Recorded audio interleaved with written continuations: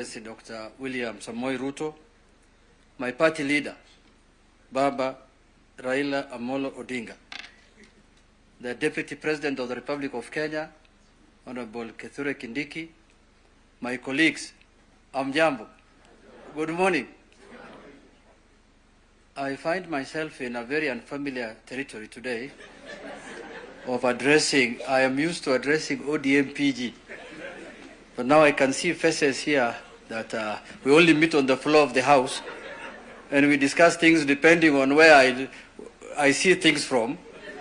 But now it looks like the world has moved very fast, like the AI, and now we are seated here discussing parliamentary. Your Excellency, first I want to thank you and my party leader for standing up to the occasion and looking at the bigger interest and the bigger agenda of the country. Your Excellency, you know, in mature democracies where we normally borrow from, in the US where we borrowed this system of governance of the presidential system, bipartisan engagement is what drives that country. People, when they have national agenda, they come together irrespective of which party you belong to. But here in Kenya, bipartisan means that it's something that's unacceptable. We are here together as parties to discuss the national interest of the country. We are here as parties to discuss what is important for the country and the people of Kenya. Parliament, Your Excellency, the Constitution says, discusses matters of concern to the people. The parliamentary group today also is discussing matters of concern to the people. So, Your Excellency, we will not hesitate if we are called upon to engage, to discuss issues of national concern to the people. Your Excellency, you know my party is a very big party, and it's called ODM.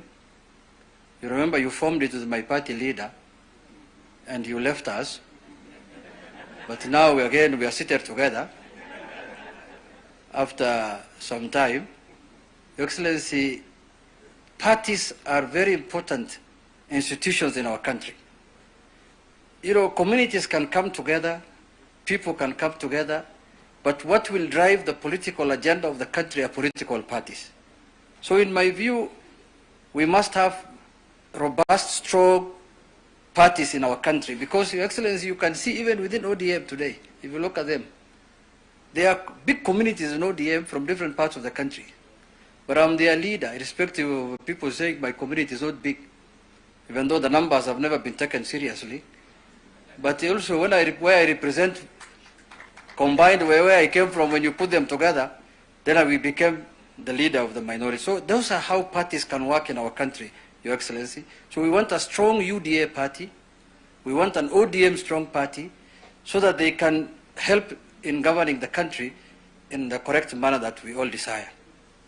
Your Excellency, you have agreed with my party leader on certain issues, the MOUs about the 10-point agenda, compensation of the victims, and other things. Your Excellency, I don't see any reason why anybody in this country will oppose those kind of proposals. Because if you look at the 10-point agenda, there is nothing personal to my party leader and personal to you, Your Excellency. It is things that are of concern to the people, and that's why we are here today. Coming back to Parliament, Your Excellency, there are certain pronouncements you have made about the Parliament. Me, I assumed you were talking about lobbying. Your Excellency, lobbying is different from the one you said. Lobbying, it happens all over the world. I thought you were saying people should reduce lobbying.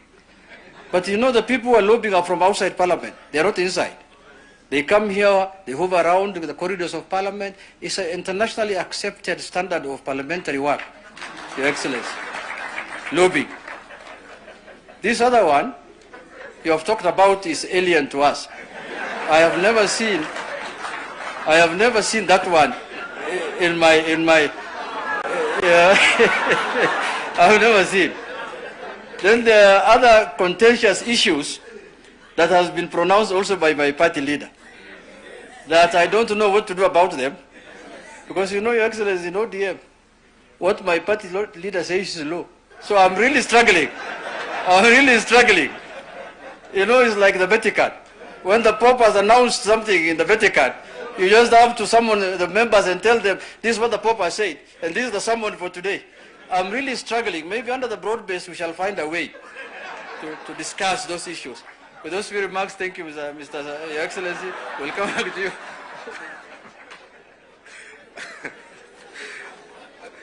Let us give Honorable Junet a hand of applause. Your Excellency, those are the leaders in the House.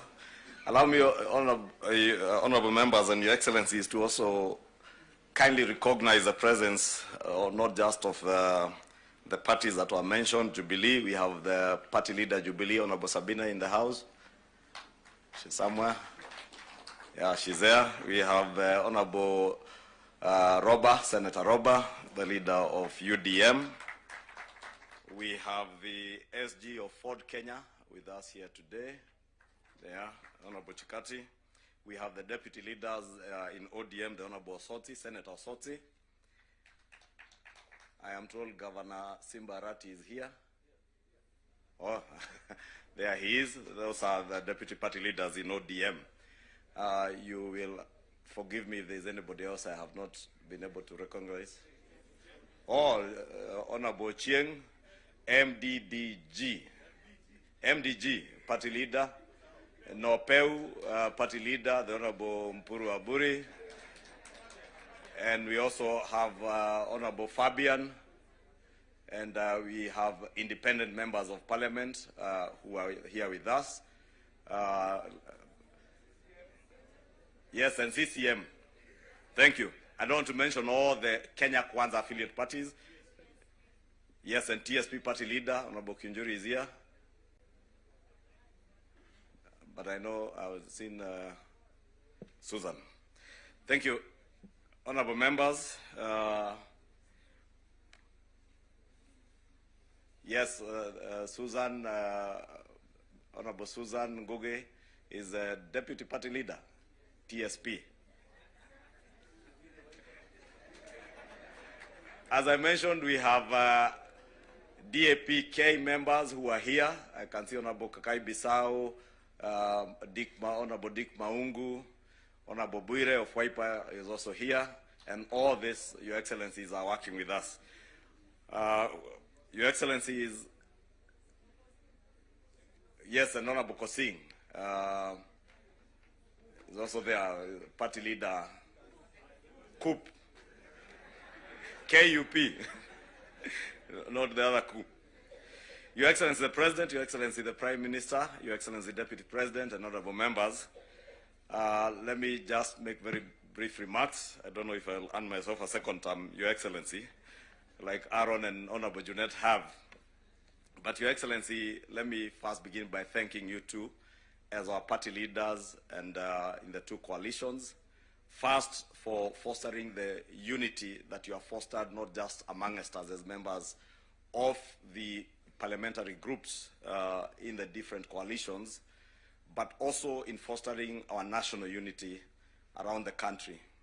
Your Excellency, I appreciate the remarks made recently by His Excellency, the Prime Minister, on the need for those who are not in this broad-based government to give us space and an opportunity to work. And Your Excellency, in that call for unity, we have seen, as Honorable Juneta said, and Honorable Aaron Cheruyot, a lot of synergies, not just in the two houses, I believe, in both the Senate and the National Assembly, but a lot of synergy even within the executive with coming into government of many of our colleagues from ODM, and we particularly note the efforts of the Honorable John Buddy, who is here, and I don't say it because he's a former member of Parliament, but he has him and the Honorable Aden Duale and others who came from Parliament have really worked very well with these members, not just to foster unity amongst us, but also to advance the government agenda in the broad-based government, and we appreciate their contribution to the nation and to making our work easier. As was mentioned, Your Excellency, our work as leaders in the House has become much, much easier under the broad-based arrangements. We now do not have to fight unnecessarily over small issues, but we bring our synergies together and advance what is in the best interest of the nation. And Your Excellency, as you have always told us, the heavy agenda that we have in implementing the manifestos that we all went out to sell to the Kenyan people, which had a lot of congruence between the Azimio One Kenya Alliance and the Kenya Kwanza manifestos. There are many areas that we spoke about the same things, be it from universal health coverage to affordable housing. Your Excellency, that heavy lifting that is required for the implementation of that agenda is now easier with a broad-based government.